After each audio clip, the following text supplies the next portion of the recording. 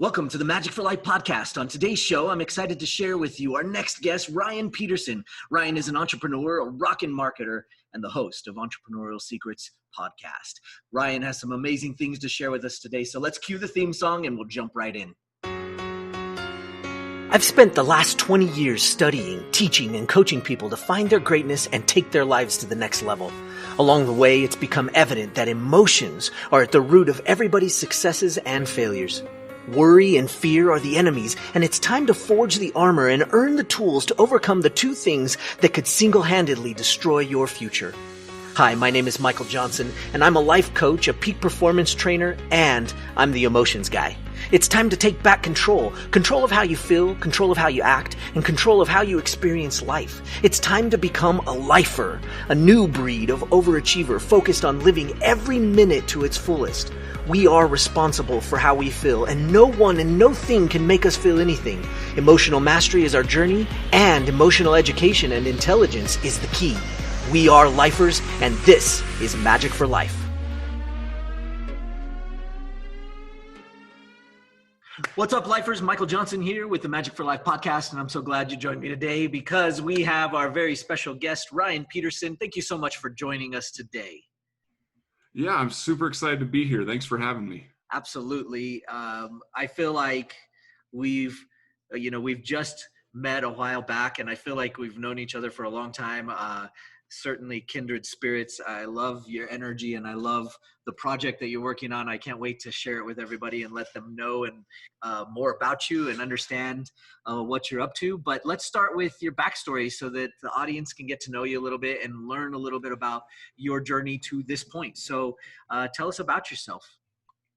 Yeah, so it's a crazy story. Like most entrepreneurs, it's nothing new. I actually went to college and I studied sociology. So I thought I wanted to be a marriage counselor. I was like, I know like my purpose in life is to help people, and I want to help people's marriages, because I felt like that was for me, besides my relationship with God, my marriage is the second thing in my life that's the most important. And I felt like that is what I need to do. And so I studied. I was like, okay, if I get a sociology degree, I can then go on and get a master's and help people with their marriages. And as I was going along and studying, I was nearing the end of my college experience, and I had multiple professors, not just two. Like every professor I had was like, don't be a marriage counselor. Like the only way you'll ever make money as a marriage counselor is if you write like 10 books, and even then it's tough,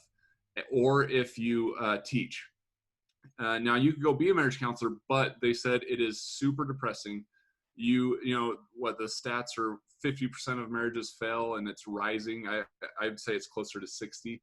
And but if you're a marriage counselor, you see 90% of those marriages that fail.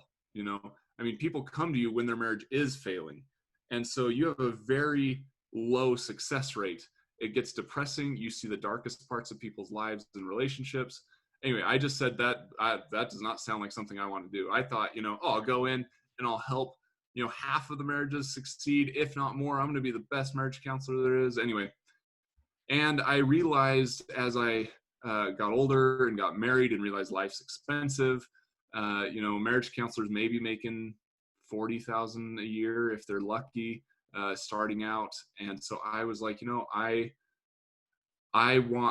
realized I had more an entrepreneurial spirit than I thought.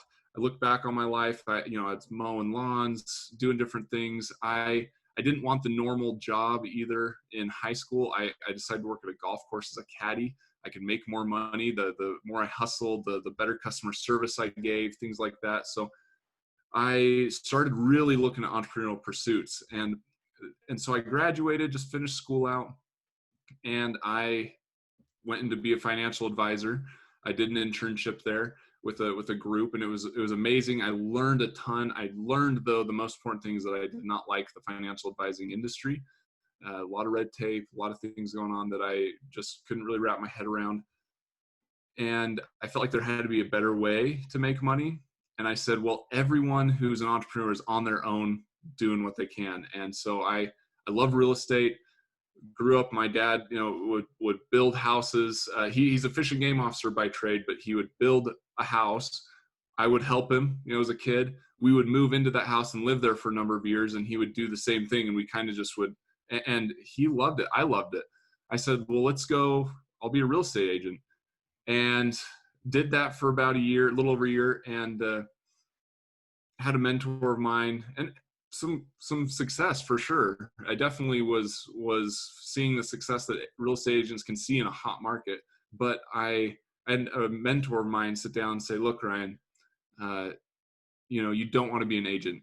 Investing in real estate is part of your portfolio, 100% do it. But you don't want to be an agent forever. There's a lot of the same things you find in the financial services industry. And it was a rough industry as well. Very old demographic that are agents, just slow moving industry. I like fast paced stuff. I've been involved in sports my whole life. So I like the sport of business, as Mark Cuban puts it. And so I really started studying online marketing, digital marketing, which has been a passion of mine really since college. I really started kind of diving into it, but I thought, no, that's a pipe dream. That's something that smarter people than I do. And I really discovered ClickFunnels, who, however you feel about them as whoever's listening here, they take this industry that is complex, that is called digital marketing, and they shrink it down to a bite-sized thing that people can really consume. And I fell in love with it. Not just the ClickFunnels space, but digital marketing as a whole. And that learning what ClickFunnels was putting out helped me to really open up my mind, see what else is out there. And I've been applying that best I can. I'm an affiliate marketing manager now at a software company, and I've loved it. And I am currently working on a summit that helps, it's called the 1% Summit. And it's out there to really help people understand the top strategies that entrepreneurs are using to grow their business. So that's a little bit about me in a nutshell. Well, it's quite like you said, it's like most entrepreneurs have quite the journey to get to the point where we sort of come to grips with this idea that we're going to be entrepreneurs. And in some of our conversations, we've chatted about it, but it's sometimes hardest, I think, not necessarily even for us, but for those around us, like our spouses, Mm-hmm. or about, the people around that are going, you're going to do what? You should just go get a job. Like, you should just stick with your job. Like, Yes. you're going to be an entrepreneur, Mm-hmm. So, what is, give me a little bit of background on what your wife thinks about the fact that you've jumped into the entrepreneur space. Yes, 100%. So I guess my wife's family, there's quite a few entrepreneurs. I mean, for one of them is in financial services, owns his own business and does it really, really well there. Her father was a doctor, but opened his own practice and built it up to be one of the largest pediatric surgical practices in the nation. And she has a brother who's a dentist, owns his own practice as well. So while school was a big focus, in her family, a lot of them went on to be entrepreneurs. And when I kind of started on this journey, my journey was not, I'm going to get as much education as possible in school, like formal education, and then go apply that to a practice, whether it's because she has a brother-in-law owns a law firm, ex-brother-in-law, I should say. And, but so she has all these entrepreneurs in her life, but I don't think she realized that there's other ways of doing entrepreneurship than getting a ton of education, starting a firm or a practice of some sort. And so it was tough for her starting out, to be like, my husband isn't this guy who's going to, go get a master's and a doctorate and then build something after that. And I started to show her there's other ways of doing things, other people who are successful who didn't have to go get a master's. There's other ways of learning and educating yourself than getting a formal education, which I fully believe. And so it was hard for her. And I will say this journey of entrepreneurship, anyone who's in it understands that it's a very lonely journey at times. And so it's great to connect with people such as yourself, and be able to collaborate and understand that there are other people going on this journey. And, but she's very supportive. We have moved like 3 or 4 times in the last couple of years, really figuring things out and finding my way. And I think I've definitely found it. I've definitely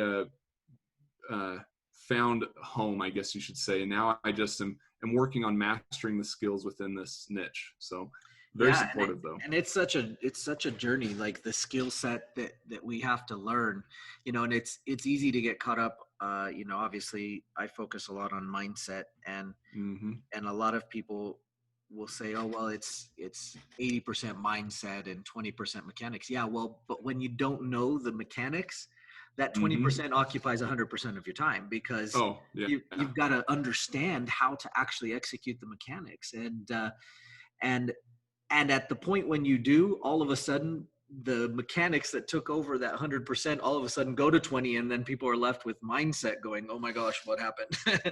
But yes, you guys, you've done this cool summit that's coming up, and it's going to be awesome. I can hardly wait to attend and be able to share it with our audience. It's called the 1%summit.com. And your premise was getting over 25 entrepreneurs to talk about the strategies that they're using to explode their business to make 6, 7, and 8 figures per year.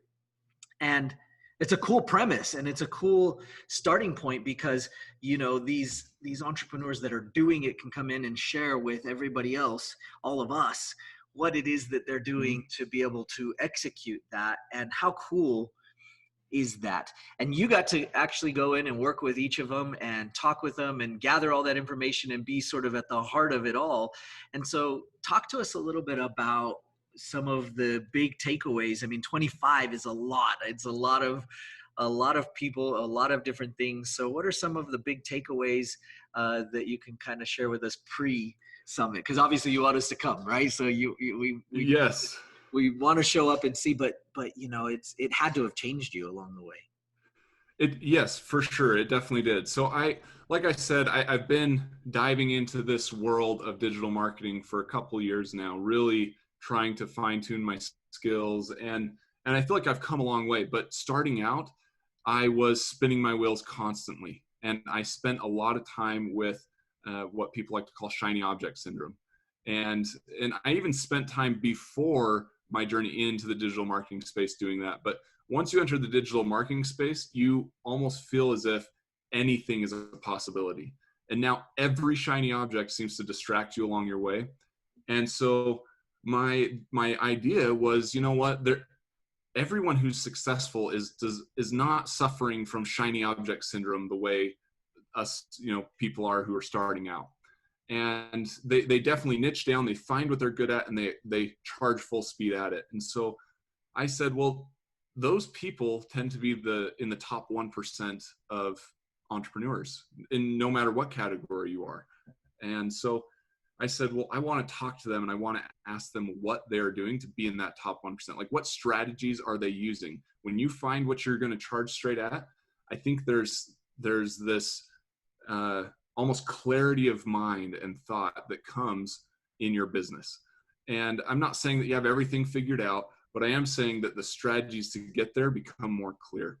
And so I really sat down and I asked them that. I said, what are the number one strategies the top 1% of entrepreneurs are doing to grow their business? And so I'm really excited for the summit. Some of the speakers, like I said, are doing amazing things. And we have a number of 8-figure award winners, a number of entrepreneurs who are doing 7 figures, and everyone else pretty much doing 6 figures in their business each year. And so it's really exciting. I actually sat down with, well, maybe I won't spoil who gave the information, but here, I'll pull my notes here. They're right in front of me, because each of these speakers have said some amazing things. And here we are. One of these entrepreneurs, they talked a lot about habits in their lives and how they were in a dead-end job that they just hated, that they were really good at. They excelled to the top 1% in company, a big sales company, but they really hated what they were doing. And he goes on to talk about how he had to understand, his wife asked him a question like, who do you want to become? Not what do you want to do with your life, but who do you want to become? And he realized that it was a lot of the habits in his life were not in line with who he wanted to become. He sat down and he said, you know what, if there's one person I'd want to be like in this life right now, is Tony Robbins. I want to model what he's doing. And he sat down and changed his habits, changed what he's doing in his business, and created a plan to help him be able to leave work and not miss, a bunch of that income. The day he left his job, he got an email from Dean Graziosi and Tony Robbins, an autoresponder, just an email going out saying, hey, we are accepting applications to be in our coaching program. Or I guess he got this email before he left work, but in our coaching and speaking program to go around and coach and speak on what we do. And the day he left work is when he got the email back saying, you've been accepted into the program. Congratulations. Fly out to Arizona and be there, in a week. And he was like, holy cow. Like when you truly put your mind to something and focus and go all in at it, it's amazing what can happen. And he said he's happier than he's ever been before. He's doing things that he never thought was possible.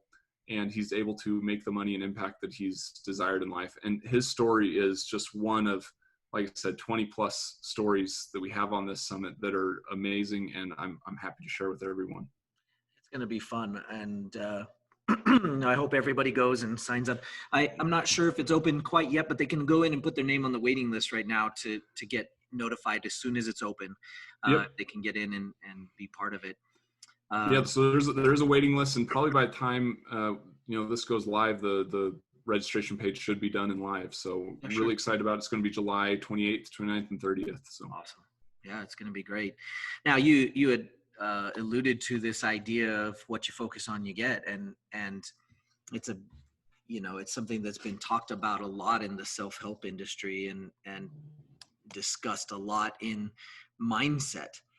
And over the last 5 years, you, from the moment I met you, you are just such a positive guy. You always have a smile on your face. You're always trying to, and I can hear it in your Facebook lives. You're always trying to bring out the positive side of things. At least that's what I see, and yeah. So over the last 5 years, what's been the primary thing that you focus on to maintain that positivity and that joy that seems to be coming out of you? Yeah. So I'll be honest, it hasn't always been like that. And I really have done a lot of self-reflection, I guess you could say. My story is probably very similar as well to a lot of entrepreneurs where, you start on this journey and you sometimes get tunnel vision. And I did at times. I neglected my relationship with my wife, probably neglected my relationship with God more than I should have. And I've definitely they've taken a back seat to the things I've been pursuing so intensely. And that I had a hard lesson where I had to learn that. I had to learn that the important things in life are the important things in life. They're not just something you say like, oh, this is, oh yeah, God, my wife, my children, my family, they're all important. But where you spend your time is where you show what's really important. And so I had to understand that the people that are most important in my life are my family. I try so hard. I'm not perfect still, as I'm sure most people aren't, but I try hard to make sure my wife knows she's loved, she's important. And when I have a good relationship with her, I find that I am happier. When I am putting, spending time each morning or each day, really trying to put God first in my life and myself, my own happiness. So trying to take care of myself properly, which I could honestly do better at. I'm in no way perfect, but when I try to do the right things, it changes my mindset. It changes how happy I can be during the day. My focus is more clear on what I'm working on, and I'm able to get things done in work, but in business as well, a lot more efficiently. and I find that I'm happier. You know, you need to find something that you can latch onto. My wife and I, you know, we couple nights a week we'll sit down, and I don't work, but I sit down and we'll watch a show together and eat a bowl of ice cream, or we'll go on a walk with our daughter and take her to the park, and we make sure that she has a childhood that she can look back on and say it was magical. Because if she looks back 20 years from now and doesn't say, oh, my childhood wasn't really magical, I failed as a father and as a husband. And so that's kind of my base point, is saying, look, family comes first, and then I can focus on these things, because I think what we do in life matters. And one of the speakers on the summit has said that. They said, you know, what you do in life matters, and we need to share our voice with others and find something that's worthwhile. And my family's worthwhile to me. They are the ones that push me, and they're so supportive. So it helps a lot that I have the support there. Yeah, that's awesome. So, you know, there's clearly something happens inside the mind. You know, we look at the quality of our life, and I believe the quality of our life is the quality of our communication, and not necessarily our communication to others, but starting with ourself and how we actually speak to ourselves and communicate with ourselves. And so on a more particular or specific basis, what kind of things do you find yourself saying to you to keep you going and to keep you moving forward in a positive way? Like, do you have anything that you tell yourself on a regular basis, or is there a way that you're literally speaking to yourself to keep you going and keep you pushing? Yeah. So I used to not have great self-talk. I used to say things like, Ryan, you are a horrible salesman. Like, you will never get someone to buy anything from you. And I also sat there and said, like, I'm not smart enough. And when I found myself saying things like, Ryan, you're not smart enough, you can't learn these crazy things, you know, like how to do digital marketing and whatnot. Yeah, I would never be able to learn it with that type of self-talk.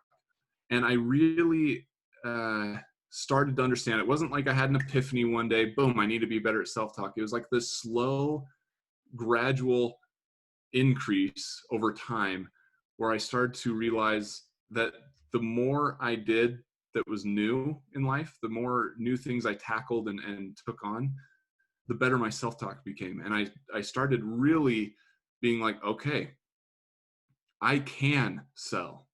I can learn digital marketing. I can hold a summit. You know, I can reach out to 50 some odd speakers, potential speakers for this summit, and I can face the rejection of them saying no. I can, you know, one summer I went and did summer sales. And this was not while I was like in college. This was like a couple of years ago. I was like, I'm going to go do summer sales, because I needed to learn how to face rejection, but two, we need to learn how to sell. And it was one of the best training grounds for breaking down my self-esteem and taking it to nothing, because you face so much rejection, but then building it back up, learning that how I view myself is what truly matters and not how others view me. Yeah, that makes a lot of sense. And there's been so many people that have found success from their experience in summer sales. I mean, one of the people we look up to, Steve, did summer sales and talks about his stories there. But so many great lessons from that experience that I hear. You know, I didn't do it myself, but I hear that we're just it's rough, right? Because all of the rejection. It is. I would highly suggest it to anyone. It is a training ground for self-esteem. That's for sure. Yeah, for sure. So as entrepreneurs, you know, it's easy to get sucked into a lot of different emotions that come along with being an entrepreneur and being in this space. Two of which I believe are really up there at the top of the heap are worry and fear. And we tend to have to deal with that on a regular basis. So how have you found, you know, as in your progression and in your journey to deal with worry and fear and be able to manage it and control it? Yeah, so this is something I'm definitely still working on. I know that I'm getting better about the worry part, like worrying about things. I can only control what I can control. And I've learned that. So if I can do everything I can in my power to make something go right, I just need to let go of the worry after that. But the fear is something I'm really learning to control, learning to harness. And you mentioned Steve Larson. He always talks about how when he went to work for ClickFunnels and really jumped into this digital marketing space, he said, I will do anything Russell says. I will do anything to be successful except publish. And that was my mindset. Like I said, I will do anything. I did what felt like everything and anything before I published. And it was because I was afraid. I had a lot of fear of putting myself out there, of trying to be, a voice in the marketplace. And I'll tell you this, it's scary. And you know it. But as soon as you hit publish, especially that first time you hit go live on Facebook or record for a podcast, you have no idea what you're going to say, it feels like. Even though you could have planned for an hour, and I did sometimes, I'm sitting there planning like, okay, what am I going to say? Like, it's got to be perfect. It's got to add value. And it's scary. But the greatest thing I found to combat fear, which I'm currently doing, is to just face it head on, to actually do what I'm afraid of and do hard things. Publish. I'm trying to publish every day. I'm trying to put a podcast episode out at least once a week. After this summit, I'm going to be a lot better at doing it twice a week because that's where I want my focus to go. But right now, I'm really hitting heavy on this summit. And this summit, it was even part of me combating my fear of reaching out to influencers and big people in our space and collaborating with them, it's scary. It's scary to face that rejection, especially from someone you look up to or maybe idolize in a way. But I think the best thing to combat fear is just face it head on. And you'll find that your fears aren't as scary as you thought. And that's what I'm finding. Right. Well, and it sounds like it. I mean, it's there's nothing better than to talk with somebody that's doing it and going out and executing it. It's somewhat annoying to listen to some of those people and you're like, you're not doing what you're saying you're doing. You're talking about it a lot, but you're not actually doing it. Yes. So it's clear that you are. I like to go into this piece of our podcast. I call it our speed round. I think Let's do it. John Lee Dumas calls his lightning round, right? But the speed round's all about emotions because I love talking about emotions and I love talking about the fact that we do things because emotions are at the core. And so all of our actions and everything kind of starts there and it works its way back out. We are behaving in such a way because we want to feel a certain way. So, so do your best to, let people in.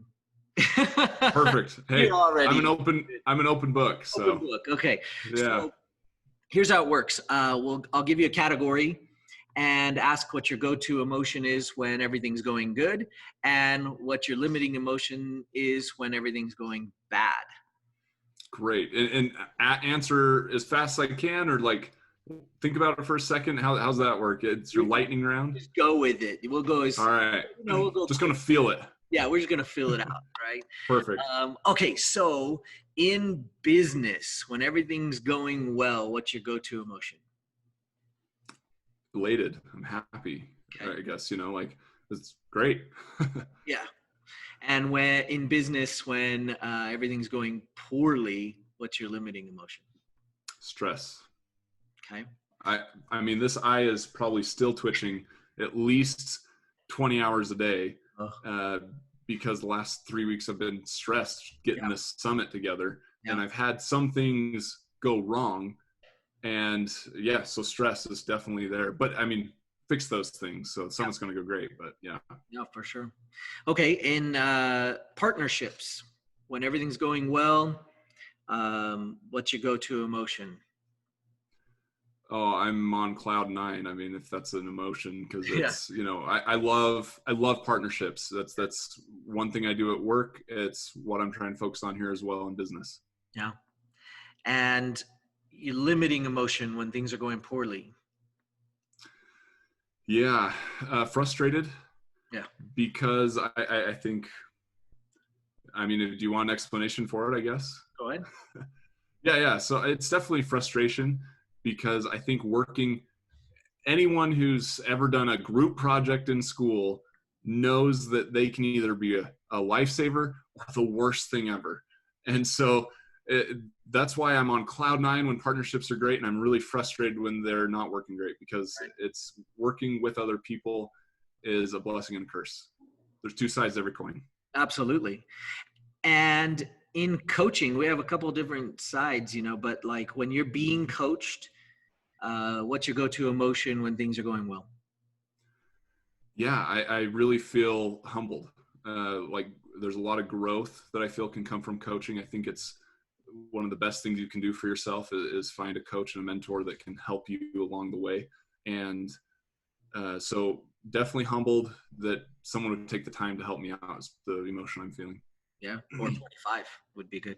Right? Yeah. Yep. Or 20. Yeah, exactly. There's a lot of coaching in the summit. So, and when things are going poorly, what's your go-to limiting emotion? is being let down an emotion there that might be, because I think when we seek out help, it's definitely we're coming from a humble place, right? To say like, I need help in coaching, but then to not receive what it was you're looking for, especially if you're really truly taking what is, because I think sometimes we receive coaching and we think we didn't get what we wanted, but what we wanted might not be what we needed. And so, but when we don't get what we needed or what we wanted, I just feeling let down and kind of disappointed is definitely the emotion you feel. Yeah. Okay. Next one, in your relationship, when things are going well, what's your go-to emotion? Higher than cloud nine. I mean, I think our relationships are the fundamental of where we can find most happiness in life. And I'm of the firm belief that marriage and the relationships we're given in life are given to us by God to help us learn to be more like Him. And so when things are going well, I truly feel like I'm growing, like we're growing together. What a rising tide lifts all ships. And I feel like that's what it is like in your relationships, not just marriage, but with your kids and, with your family. So for sure. And limiting when things are going poorly. Oh, what stress, frustration. It's anyone who has been in, a serious committed relationship understands that it is not easy, and you have to learn to grow with another person. And sometimes you're growing, it feels like in opposite directions. Someone left the dishes out or didn't, do this or that. And it can be frustrating at times because you feel this limiting, almost shrinking belief, like mentality, like mindset. And when you're nitpicking at times, and you can feel it. Like I can feel when I'm nitpicky and I'm saying like, I'm getting hung up on the little things, and it's not a good feeling. I don't know how to describe it necessarily, but I would say a shrinking feeling is probably the best way to put it.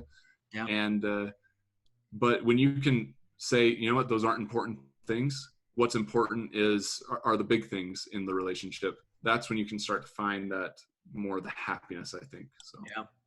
Okay. And one last one.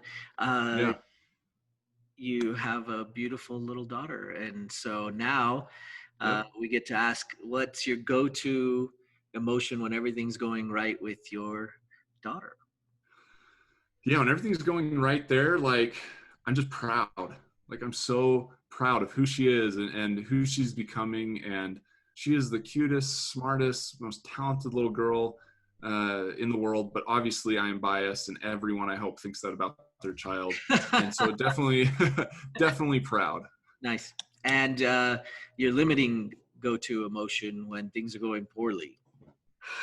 I'm ashamed to say this, and I truly believe that anger is a secondary emotion, but all too often I go to anger. And I try my best never to take it out on her, because it's not, I mean, she's 2 years old. It's not her fault. She's learning and exploring, and she's curious, but man, is it infuriating sometimes when I know she understands me. She does really well at understanding me. And, but when I have to say the same thing like 30 times, and she just stands there and looks at me like, no, and she's testing me, and she's like, I will not listen to you in this moment. Oh, it is infuriating. And, Yeah.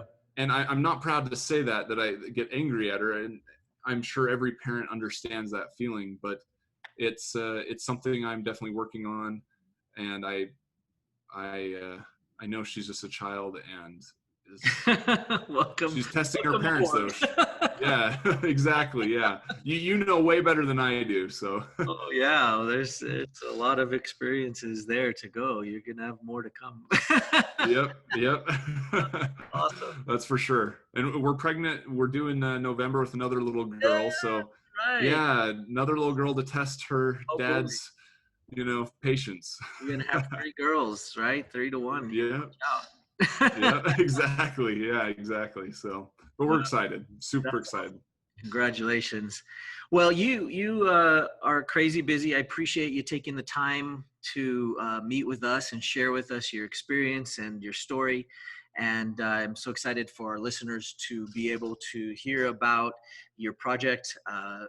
And they should go check out the 1%summit.com. We'll put the link in the description, and a link to Ryan's Facebook page so that you can go find him.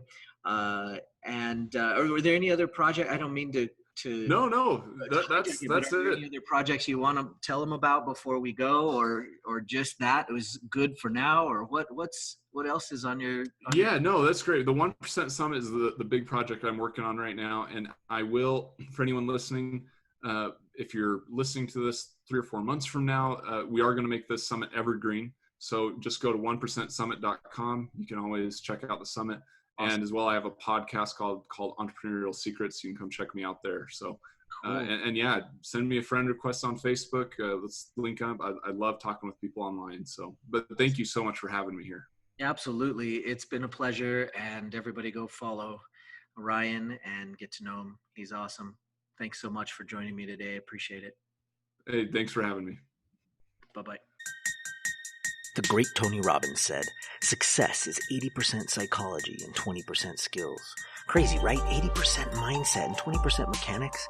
Yet if you're anything like me in your entrepreneurial adventure, you've easily spent 100% of your time working on the mechanics.